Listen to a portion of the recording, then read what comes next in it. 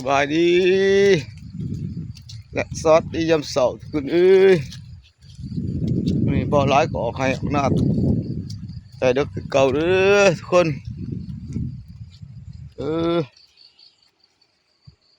ฝนก็ตกดินตลอดทุกคน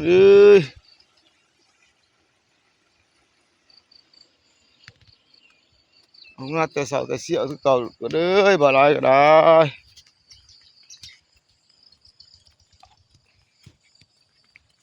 นี่บ่อร้ายก็สิพยายามสุ่มกุ้งคน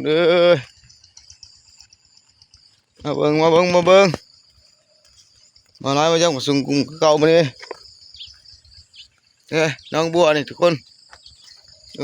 ถือบ่อน้องมันนี่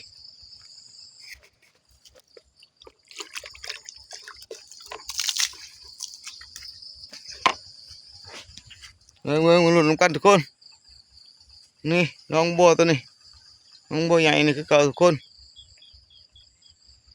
บ่อร้ายที่ย่างสุ่มกุ้งนี่พอตกแห้งมันขึ้นนี่ถ่วมเลยสุ่มกุ้งบ่อร้ายนี่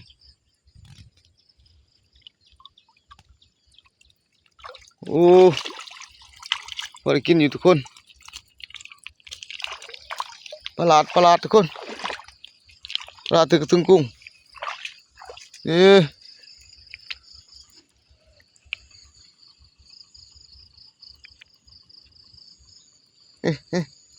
ประหลาดถึงกุ้งทุกคน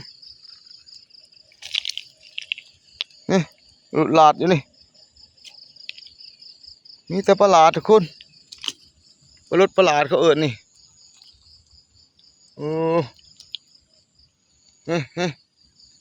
ทั้งกุ้งทั้งประหลาดทั้งปลา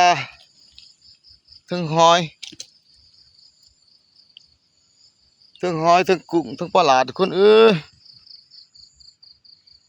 กุ้งมาลายนี่ยำเบิ้งหลังอีกทุกคนฝนตกแห้งเมื่อคืนนี่น้ำท่วมหมดทิพย์เลย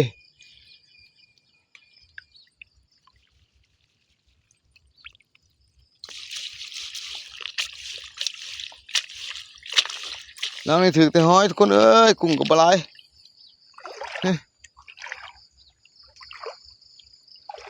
หอยกองยะอยู่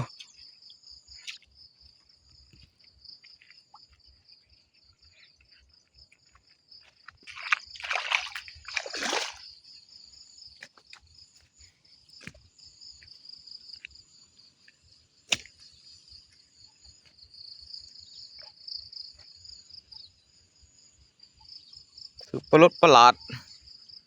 ประจัดแรงกลางวัง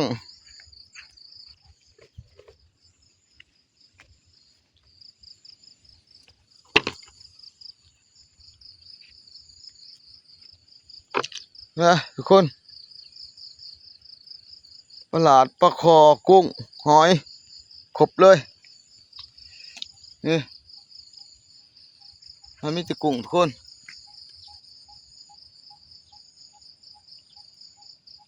กุ้งเต็มดงเด้งนี่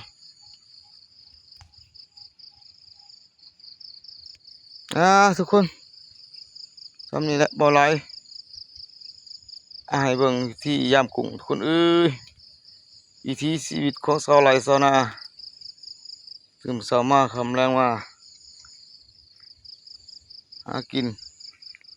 อย่างอาชีพทุกคนบ่อไหลก็ได้นี่กุ้งเล่นบ่กุ้งทุกคนกุ้งกับหอยนี่มีประหลาดปลาคอหอยครบกุ้งแต่ว่ากุ้งบ่หลายบ่นี่ทุกคน